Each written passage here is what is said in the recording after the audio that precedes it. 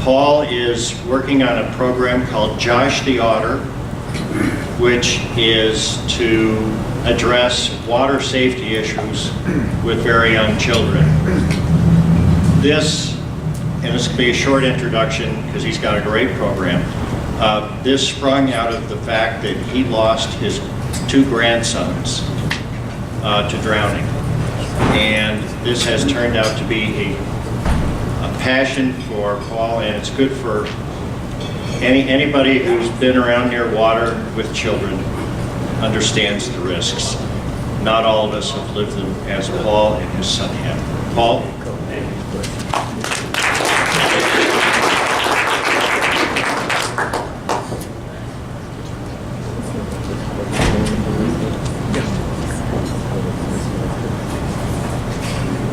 Thank you for that kind introduction. Although I think I know most of the folks that are in here, I kind of sort of a Rotary interloper. I spent a period of a couple of years as an assistant governor for our district, and I made this club a priority to get down to as much as I could. There are a few things I want to talk about today, and I have a couple of videos. But first I'm going to read you a little story, and I hope you'll bear with me on this. This is about water bugs and dragonflies. I don't know, some of you may have heard about water bugs and dragonflies. Down below the surface of a quiet pond lived a little colony of water bugs. They were a happy colony, living far away from the sun. For many months they were very busy scurrying over the soft mud at the bottom of the pond. Every once in a while, one of the colony would climb up the stem of a pond lily. And it would gradually move out of sight and would be seen no more. "Look," said one of the water bugs to another, "he's climbing up the lily stalk. Where do you suppose he's going?" Up, up, up, it went slowly. Even as they watched, the water bug disappeared from sight. Its friends waited and waited, but it did not return. "That's funny," said one water bug to another. "Where do you suppose he went?" wondered another. No one had an answer. They were very puzzled. Finally, one of the water bugs gathered his friends together. "I have an idea. The next one of us who climbs up the lily stalk must promise to come back and tell us where he went and why." "We promise," they all said solemnly. One spring day, not long after, the very water bug who had suggested the plan found himself climbing up the lily stalk. Up, up, up he went. Before he knew what was happening, he had broken to the surface of the water and fallen onto the broad green lily pad above. When he awoke, he looked about with surprise. He could not believe what he saw. A startling change had come over his whole body. He had 4 silver wings and a long tail. Even as he struggled, he felt an impulse to move his wings. The warmth of the sun soon dried the moisture from the new body. He moved his wings again and suddenly found himself up above the water. He had become a dragonfly. Swooping and dipping in great curves, he flew through the air. He felt exhilarated in the new atmosphere. By and by, the new dragonfly lighted happily on the lily pad to rest. Then it was that he chanced to look below to the bottom of the pond. Why, he was right above his old friends, the water bugs. There they were, scurrying about just as he had been doing some time before. Then the dragonfly remembered the promise. The next one who climbs up the lily stalk will come back and tell where he or she went and why. Without thinking, the dragonfly darted down. Suddenly he hit the surface of the water and bounced away. Now that he was a dragonfly, he could no longer go into the water. "I can't return," he said in dismay. "Even if I could go back, not one of the water bugs would know me in my new body. I guess I'll just have to wait until they become dragonflies too. And where I went. And then they'll understand what happened to me and where I went." And the dragonfly winged off happily into its wonderful new world of sun and air. I hope you don't ever hear this story again. And I say that because this is a story that's often read at a funeral of a child. And it's a story for children to come up front like a children's sermon.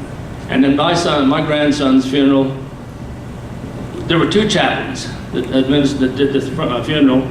And the older one said, "Children, all come forward." And about 40 kids came forward and sat down in front of the podium.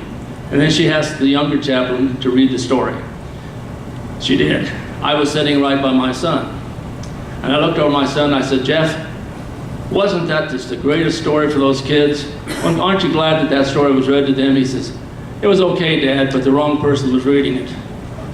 And I said, what do you mean? The wrong person was reading it. He says, Dad, it should have been me.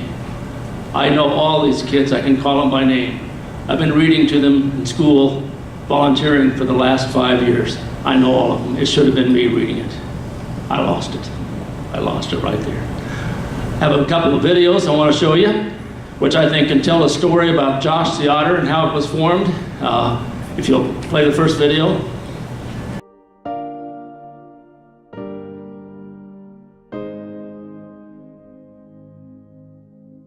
And literally in a few minutes, your whole life turns upside down.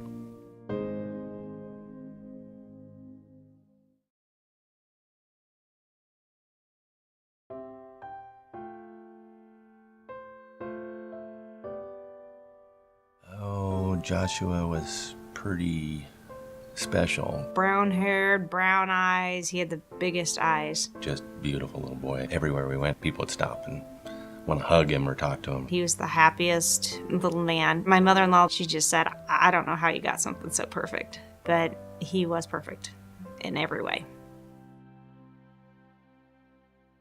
It was one of those really nice, beautiful days.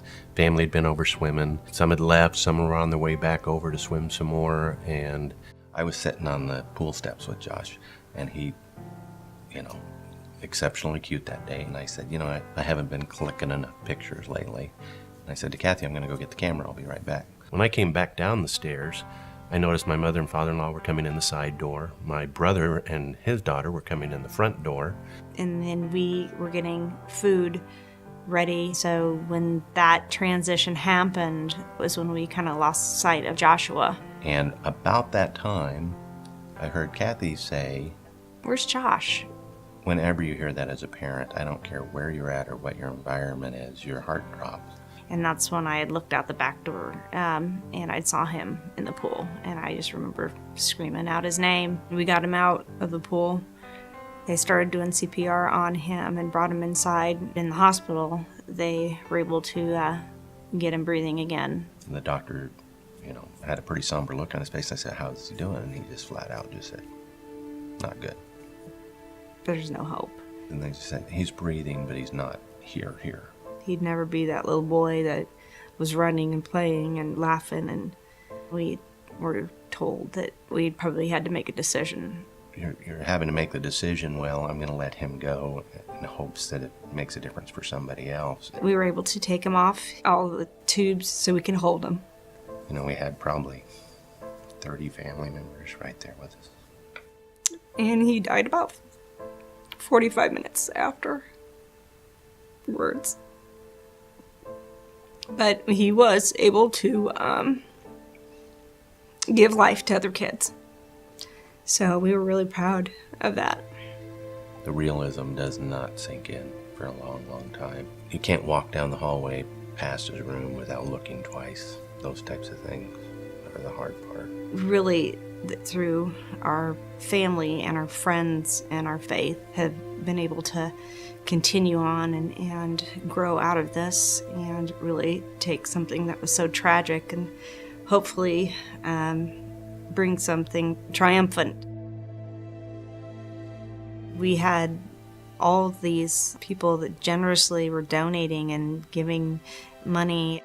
But we wanted to give back, and part of what we wanted to do was give back in Joshua's name. Well, when we did start the foundation and started doing research on how many children and how many deaths there were in drownings, we were amazed and shocked that it was 10 children a day on average in the United States alone.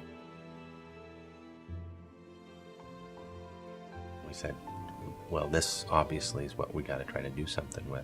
It's a two-pronged problem. It's the mental education and it's the physical education.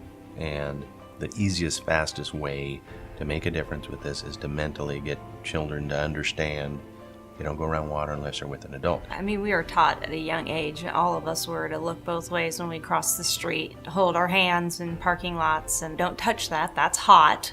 We hope that water becomes one of those teachable moments for adults, and we hope that that's one of the messages that we get across through the foundation. And then the other aspect of it getting children into the water as early as you possibly can. There's a part of the foundation that's Float for Life, and that's teaching infants as early as 6 months how to hold their breath and float on their back, and it's amazing that what they can do and how they can do that. I thought the interesting way to do it was to create a character that the kids could really buy into, but just put them in their natural environment. The beauty of the otters is they float on their back. When we saw that these different infant and toddler water training courses, I mean, they can accidentally fall in the pool and they learn to hold their breath and they flip up on their back and they float on their back. Well, immediately I saw that online and I went, wow, you know, we should be able to teach all children to do that. We've already heard from instructors that teach these classes. Children are walking in and say, okay, I'm ready to be an otter. We really believe that it is saving lives just through continually keeping that awareness. And the parents, you know, they're getting it, you know, as much as the kids are. When Joshua passed away, we had 6 drownings that year. And so we've not seen that number since it's been in the curriculum in Lincoln. We hope really to see that number continue to drop, you know, anywhere that the program starts. You know, when we first did this, we really had no idea how far we could reach. And when we started getting the emails and the calls and stuff like that, how can we get this book?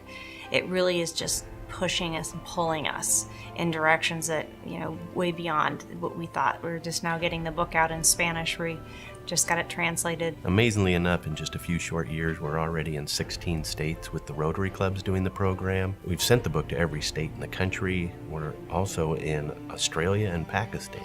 We can actually even continue to save even more lives in these areas that really need it.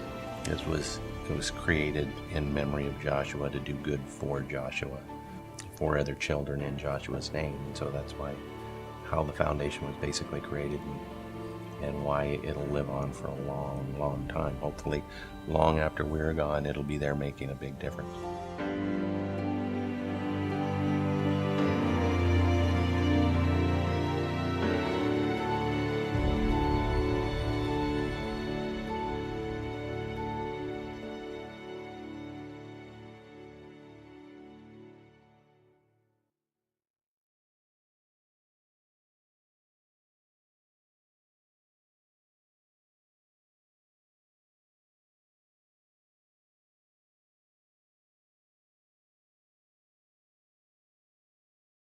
Well, I think this video says far more than I can.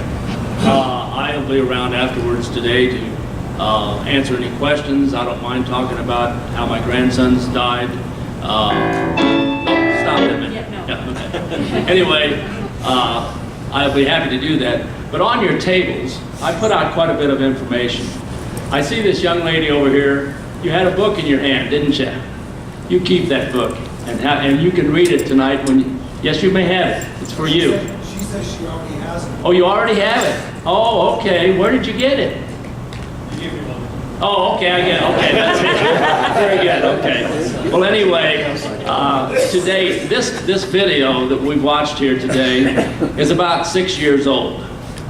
And actually, it's very much behind, because if you think about it, these two people, Blake and Kathy Collingsworth, are both Rotarians. Blake was a Rotarian before, when he lost his son, and then Kathy joined another club in Lincoln, Nebraska.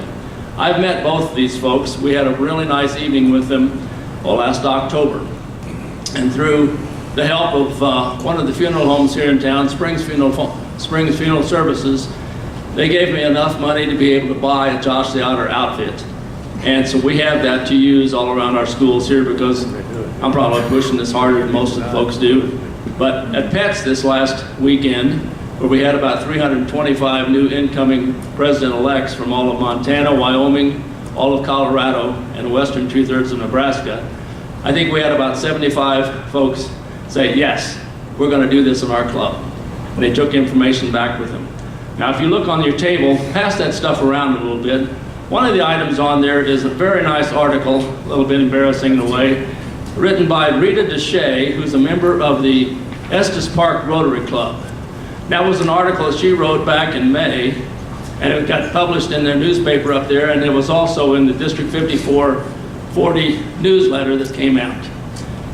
It brags on my son quite a little bit, but I'm also pretty proud of my son.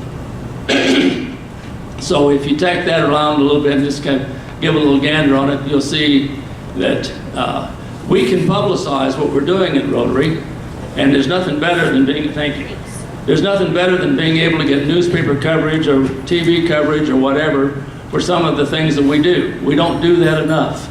That's just an example of how the Estes Park Rotary Club got their name on out into the community. I also put on the table several things that are addressed to Rotarians. Just a second.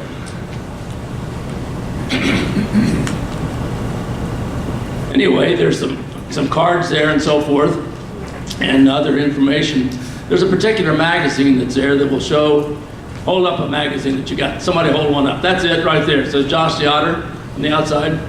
Take a look through that a little bit and you'll find that it's not just translated into Spanish, this book, but it's been translated into 12 other languages. It's gone all around the world. Since I tell you that the video is about 6 years old, right now they've got about 400,000 books that have gone out across, through Rotary clubs alone, across the country, and it is in all 50 states. So I'm really proud to be able to represent the Josh the Otter Foundation, if you will, or Joshua Collingsworth Memorial Foundation for Colorado. They call me their ambassador. Well, I kind of like that. But anyway, it's been fun for me. And I'd like to invite any of you that have any questions that later you can ask me. But for the big question is, how do we get involved? What can we do?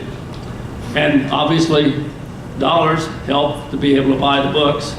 And another thing is that you can participate in this program. And someone says, well, what is the program about? Well, I've got another little video here that I'll show you. It runs about 4 or 5 minutes. It's kind of hokey.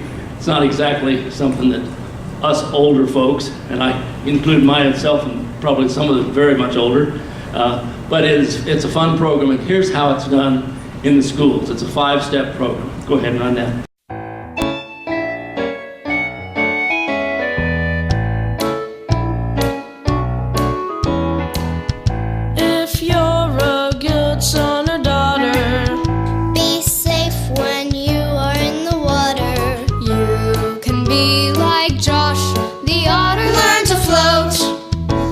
To float when it is hot and swimming weather.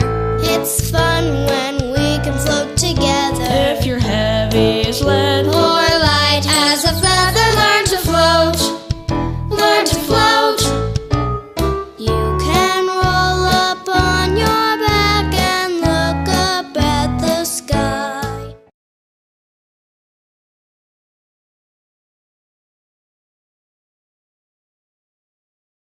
Can somebody tell me what water safety means? I saw your hand raised. Water safety means when someone is like someone is there when you're in water. So if you if you're having trouble, they can help you. That is a really good answer. Did you all hear her? Yeah. She said that water safety involves having someone around you. What may happen in the water? Go ahead. You may drown. You may drown. What is that? Is that when you sink down to the bottom? when you can't swim on top of the water? Yes, so it's very, very important. And that's one of the big messages of this book, is to always have an adult when you're around water. Austin seems a little scared. It's okay, Austin. I will be right here with the 3 of you the whole time, assures Claire. Claire slowly floats away from Josh while Alex and Austin hold his paws so he won't float away. Yay, says Alex.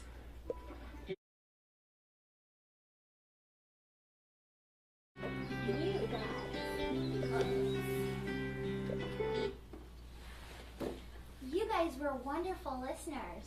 Do you think that you should get to meet somebody? Yeah. First, tell me what 3 things we learned. What is name them real quick? Who has a name? Oh, good. Speak loud. Always float first with a duck. Always float. Yeah, you got 2 of them there. Always float. Learning to float will help you first. and to always be with an adult when you're in the water. What else did you? Anybody new? Have you? Okay, go ahead. He was flown with two people holding his hands. Yeah. Did you know that otters really hold each other's hands in the water? Yes. Have you seen that on TV? Yes. How I've cute seen it is in that? real life, too. Yeah, in real life? You. Me too. Okay, so that one was that you swim with a brother, is that right? So you guys got all three of them. Give yourselves a hand. And I'm going to go see if someone's here. Okay, you got to be really nice.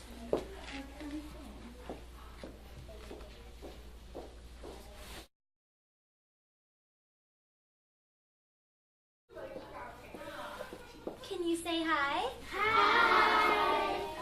Should we tell Josh to come in? Did you know that Josh brought each one of you guys a coloring book and a sticker? Nope. What do you tell Josh? Thank you! Yes, and those will help you keep remembering those safety rules. But are we going to dance now with Josh? Yeah! So get up, get up!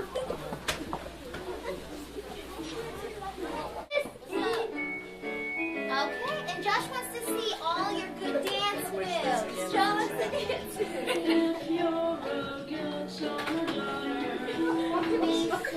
Can you do your arms? Show me your swimming arms. Show me your swimming arms. Now lean back, learn to float. Learn to float. Can you do the backstroke? It's good. Can you jump in the water?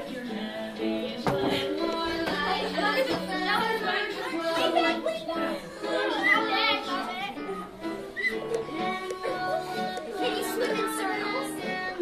Can you swim in circles? Oh, here it comes. Yeah. All right. Here, right here.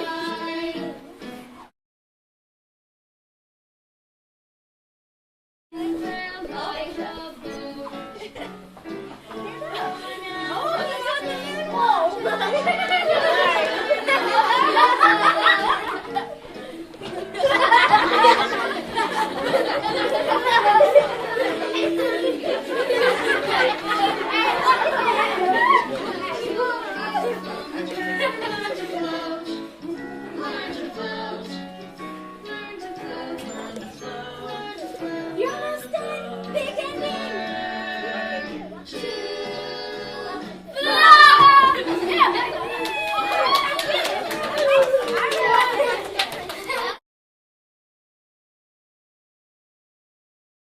The Josh the Otter Water Safety Pledge.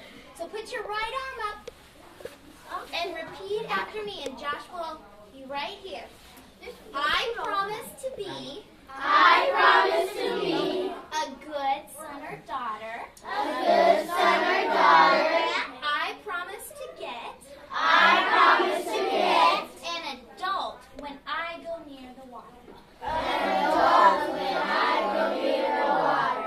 This will keep me safe like Josh the Otter. Woo! Give it a love. Okay. So you guys come into a line right behind me, Irvin. Here, get in the line. Everybody will get a chance. And now you're going to get to give Josh a high five or a hug or both. Okay? I'm giving him both. Oh.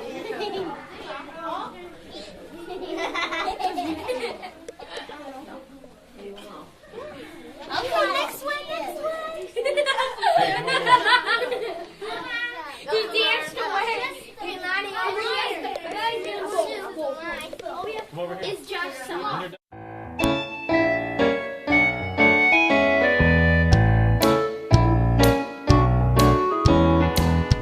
If you're a good son or daughter, be safe when you are in the water. You can be like Josh the Otter. Learn to float, learn to float. When it is hot and swimming weather, it's fun when we can float together. If you're heavy as lead or light as a feather, learn to float, learn to float.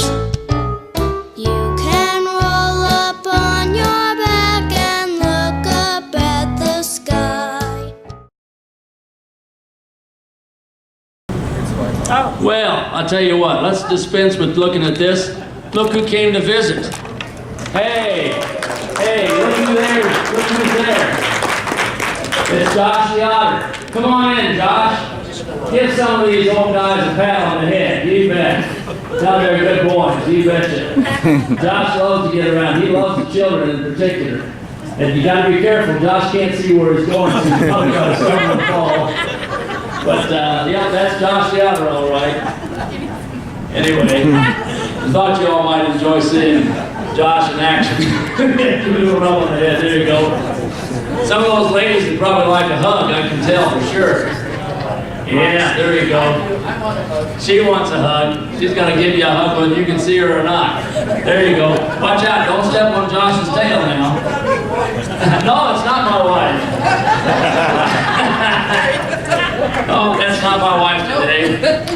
Okay, give him a look. Okay, now if you want to, you might pull that off, let him see who's actually in there. No, we don't want to see. You don't want to see? No, that's all right. I'll tell you who that is. Can you guess? Hey, Kurt. Thank you, Kurt. Thank you very much. Yeah, you look better. Put it back on.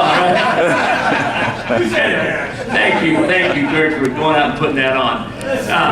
This is a fairly warm outfit, I got to tell you. It's designed for being outside in the wintertime, like in a football game or something. My granddaughter wore it at a trunk or treat party held by the YMCA. Yes, they had a big trunk. And my granddaughter wore it. It was a very cold night. She didn't have anything, just a little t-shirt and a pair of shorts on, and she was perfectly fine. I was freezing to death with gloves and a heavy coat. But yeah, it's a warm outfit. Anyway, thank you, Kurt. Thank you. I'm sure some of you might have some questions. I have set a goal for myself, self-imposed goal, of getting 5,000 books into the children's hands this year. And I think I'm going to make it. They run about $4 a piece. I've had a lot of donations that have come in, and my son donated quite a bit himself. He had a GoFundMe account that was set up when he lost his boys, and he won't spend a dime on it. Dennis Shoemaker helped me work with the folks down at Swan Law, and Michael Hendren gave me a check for $2,500. And that goes a long ways. I know that we're going to receive funds from this club as well. Each of the clubs in town have been very, very generous on this. And I've gotten each one of them involved as much as I can. I'd like to be able to get you guys involved as well. You can present the program at the school. Take one of my cards. I've got cards out by the by your name tag box. If anybody wants one of these books, like I did up at Pets, I say, throw $5 on the table here, the president's table or something. Take one with you. If you don't have $5, that's fine. Take one with you anyway. I'm sure you've got a grandchild or son or daughter or somebody that's a good friend or neighbor, and you can share it with them. And I hope we can save lives with these books and with the programs going to the schools. Is there any way that I can help with my school? What school are you in? Buena Vista. Buena Vista is on my list. You will be getting the program at your school. It will be for kindergartners. I think it's kindergartners. Maybe it's more than kindergartners. I'm not sure. But is there any way that I can help myself? Yes. Tell your dad, take one of my cards around here someplace. Give me a call, and I'll make sure that you can help too. Thank you very much. Yes, sir. You've got a ministry in India.